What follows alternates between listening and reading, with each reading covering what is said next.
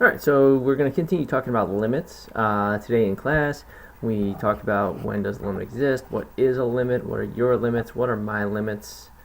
And so now we're going to look a little more formally at this, continuing to understand limits both numerically and graphically. And we also need to understand a little bit more notation. So today we looked at the basic notation for a limit. And we talked about, well, how do we know if a limit exists? And we informally define it as if it approaches the same value from the left and the right, then the limit exists. Well, now we're going to look at specifically one-sided limits. So what does it mean to be a one-sided limit? That means that we're only looking from the left or only looking from the right. And so that's this notation right here. So it's the same limit notation. Limit as x approaches some number of a function, but if I have this little minus sign, that means I'm only looking from the left. If I have the little plus sign, that means I'm only looking from the right. Whereas if I have my generic limit as x goes to c of f of x, this is telling me that I'm looking from the left and the right.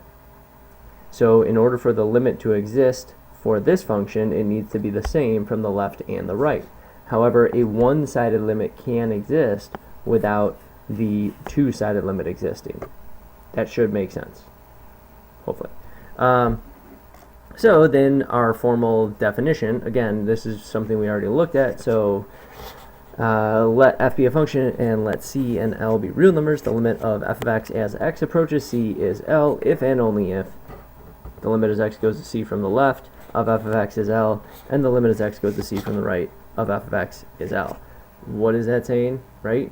That's just saying that in order for the limit to exist, it needs to be the same from the left and from the right. That's all. That's it. Moving on. Okay. So I want you to try and evaluate the limit of these. The thing, this is where this shouldn't be more confusing. You aren't doing anything different. You are just separating what you're doing. So what we looked at in class today was doing problems like this right here. What is the limit as x goes to 2 of this function? And when we did that, we had to ask ourselves, what is the limit from the left and what is the limit from the right? So really this type of problem here is just separating each of those pieces for you. So you're doing, okay, what's the limit from the left? What's the limit from the right? If those are the same, then that's the limit from both sides. If they are different, then the limit does not exist from both sides. So pause the video, evaluate those limits, unpause when you're ready to check. Okay, so hopefully you came up with the left-sided limit is -1, the right-sided limit is +1, therefore since those do not match, the limit does not exist. How did I come up with that? I used the calculator, so we can use either the table or the graph. So here if I look at the graph, I can see that from the left, the limit's -1, from the right, the limit is 1, those aren't the same, doesn't exist.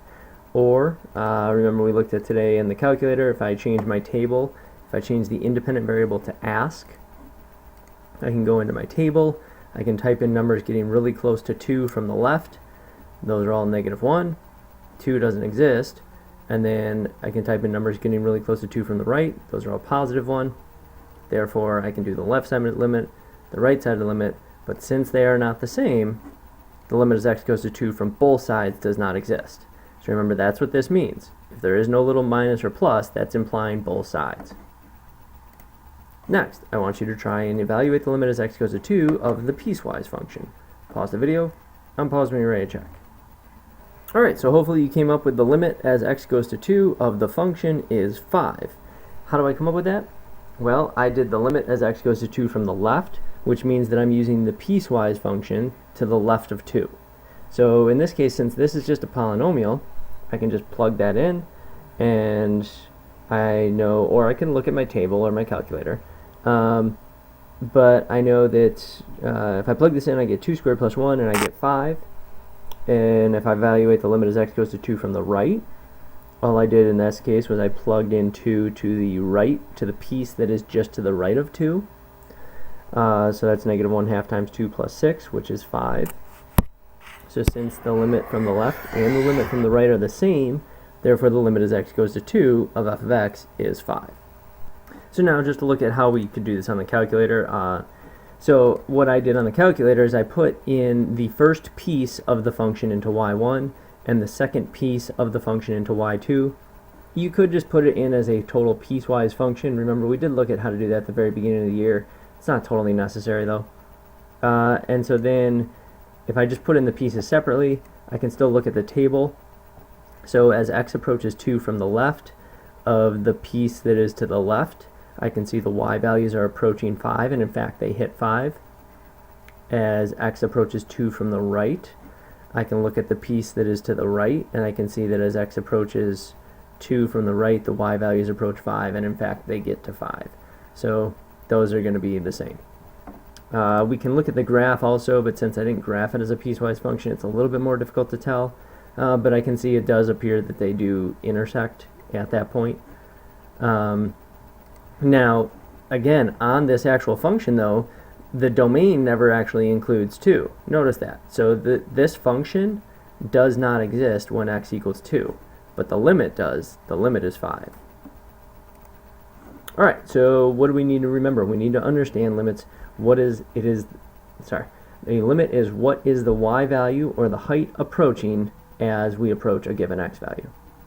So we can look at the graph and we can look at a table.